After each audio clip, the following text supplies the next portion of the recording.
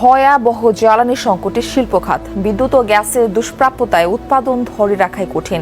খাম্বা আছে, কারেন্ট নাই, চুলা আছে, গ্যাস নাই, যানবাহনের লাইন আছে, জ্বালানি নাই।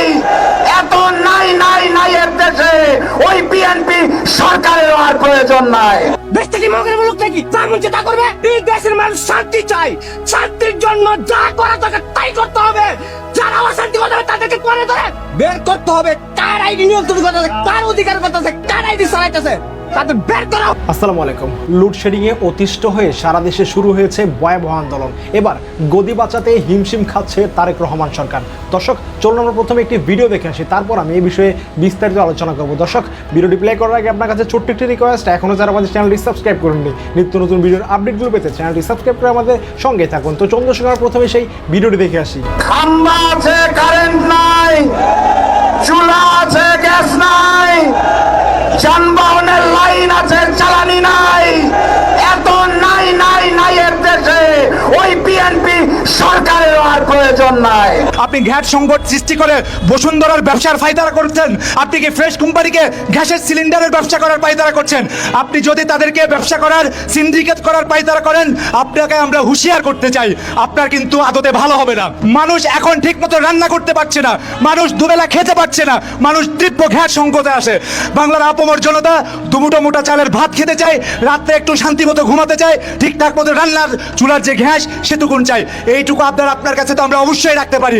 যদি আপনারা আমাদের এই আবদার রাখতে ভুল করেন, তাহলে কিন্তু বাংলাদেশের আপমর জনতা জান দিতে, জীবন দিতে, অধিকার নিতে শিখে গেছে।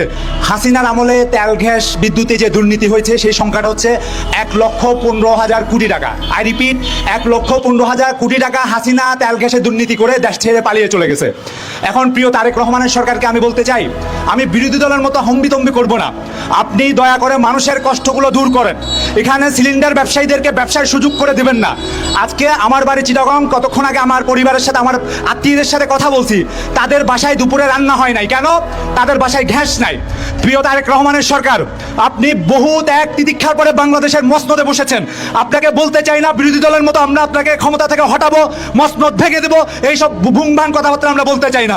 আমরা মানুষের কষ্টের কথা বলতে চাই, মানুষের দুঃখের কথা বলতে চাই। মাননীয় প্রধানমন্ত্রী জনাব তারেক রহমান সাহেব আম্মেরে মগো বাড়িতে দাওয়াত কোপে ডেকি ডেকি রাওয়া মুরহার ছাও আছে, লগে দেখা গেছে মগো বরিশাল্লা লোকাল নদীর রূপালি তেলতে লিলিস এত আসি পিঠে পুটা যায় আছে, হ্যাঁ মায় বানাইয়ে খাওয়াবে। আপ্যায়নে কোনো ঘাটতি থাকবে না, বরিশাল্লা মানুষ আপ্যায়নে কোনো ঘাটতি রাখে না। কিন্তু দাবি শুধু একটাই, বউ বাচ্চা লইয়া আম্মে একটা সন্ধ্যা মগো বাড়িতে থাকবেন, একটা রাত মগো বাড়ি ঘুমাবেন।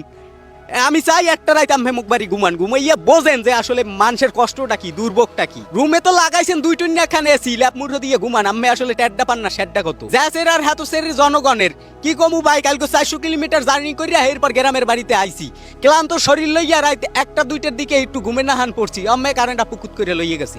হে যে কি আজাব, হ্যাঁ আমাকে আসলে কইয়ে বুঝাইতে পারবো না। মোর মায় অসুস্থ মানুষ, হে রাইতে ফ্যান না চললে হ্যাঁ রাইতে ঘুমায় না।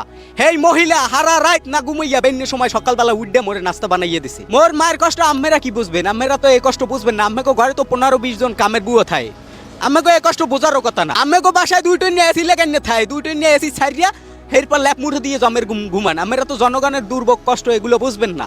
জনগণ যে কি হালে আছে, কি শান্তি দেখতে আছেন। আম্মের ভালোবাসিয়া দেশের জনগণ ভোট দিয়া জনপ্রতিনিধি বানাইছে, জনগণের এই রকমের হকামারাটা দিয়েন না ভাই।